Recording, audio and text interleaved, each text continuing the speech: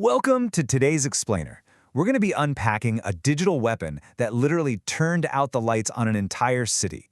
We're looking at a threat that didn't just, stay neatly inside the digital realm of ones and zeros, but actually spilled over into the physical world in a really chilling way. Picture this. It's the dead of winter, December 2015, and exactly 230,000 residents in Ukraine suddenly, inexplicably, lose their power. Now, this wasn't a violent storm, and it definitely wasn't a mechanical failure at a local substation. It was the very first publicly acknowledged power outage caused entirely by a cyber attack. I mean, let that sink in for a second. Someone sitting miles and miles away using only a keyboard plunged hundreds of thousands of innocent people into the freezing dark. And this perfectly illustrates the terrifying simplicity of how they pulled it off. It reads almost like a dark digital recipe. Step 1, the attackers sent a spear phishing email. Basically, just a normal-looking message, but with a hidden, malicious Microsoft Office attachment. Step 2, they used that attachment to hack right into the grid operators' computers. Step 3, once they were inside the systems, specifically the SCADA systems, which in simple words are basically the digital brains controlling the physical grid equipment, they manually flipped the digital circuit breakers and cut the power. And then, step 4, they ruthlessly destroyed the operators' computers with malware to completely blind them and severely delay any kind of recovery. It was a perfectly coordinated digital siege. Section 1. What is BlackEnergy? The modular toolkit. To understand how those 230,000 people were plunged into the dark, we really have to look closely at the weapon itself. On paper, BlackEnergy is a highly sophisticated modular malware family designed for cyber sabotage against industrial control systems.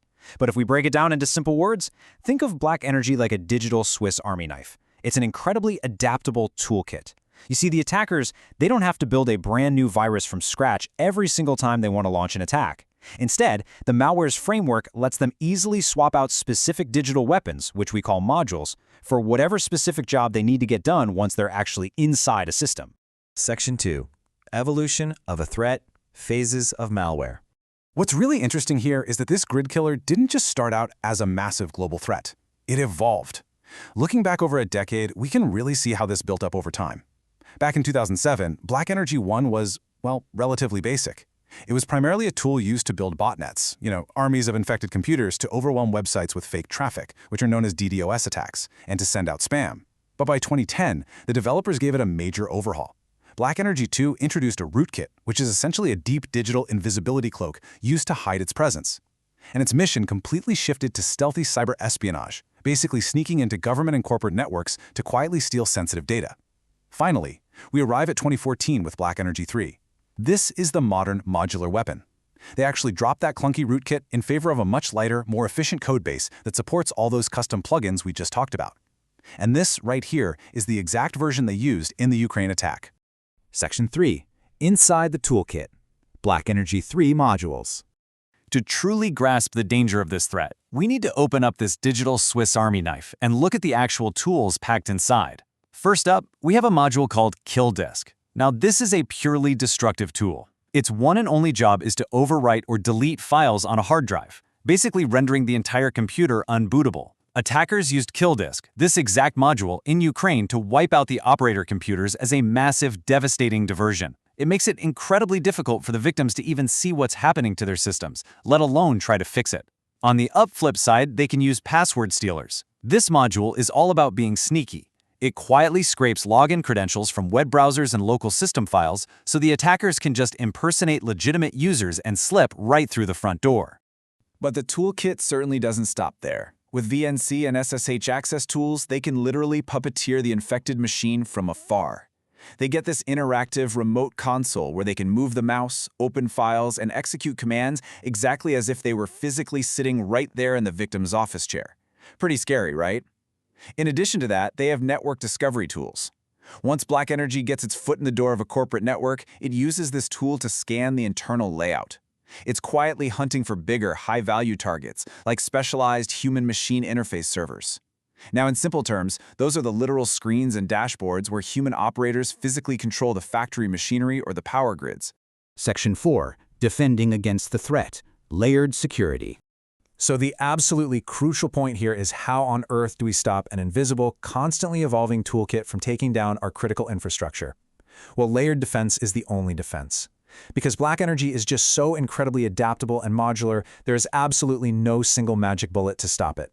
An antivirus alone, not going to cut it. A firewall alone won't work either. Protecting our power grids and critical systems literally requires building multiple, overlapping defensive walls. In really simple terms, let's look at what building those walls actually means in practice. First, disable Office macros. Since malicious email attachments are the primary entry point for this stuff, turning off macros in your software stops the initial infection dead in its tracks. Second, segment your ICS networks. You absolutely have to keep the industrial control systems, the computers that are actually running the physical grid, entirely isolated from the regular corporate email networks. That way, if somebody in accounting accidentally clicks a bad link, the hackers can't just slide right over to the city's power switches. Third, require multi-factor authentication, or MFA, for all remote access. Even if the hackers use their password stealer module, they still can't log in without that second physical key, like a prompt on your phone. And finally, use endpoint detection. You need smart, automated alarms sitting on your network that catch highly unusual behaviors, like, say, a sudden, unexpected command trying to wipe an entire hard drive. All of this leaves us with a pretty provocative final thought. We rely completely on these connected digital systems to keep us warm, to keep us safe, and to literally keep our modern world running. As we've seen today, BlackEnergy went from a basic, low-level annoyance to a grid-killing weapon in just a few short years. It really leaves us to wonder who is actually winning the race between the hackers constantly upgrading their digital Swiss Army knives and the defenders trying to build the walls. As malware gets smarter, is keeping the lights on just a matter of time?